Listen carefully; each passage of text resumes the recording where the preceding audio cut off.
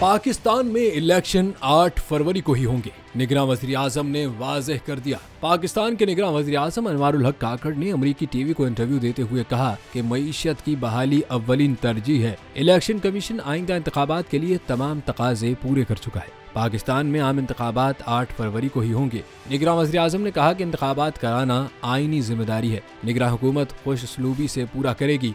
आवाम को वोट डालने का मौका फराहम करना भी हमारी जिम्मेदारी है।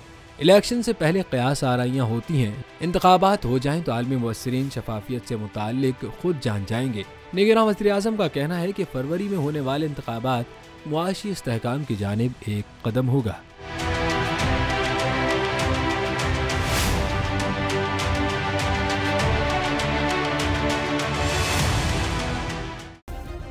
सब्सक्राइब करें और बेल दबाएं ताकि कोई खबर रह न जाए।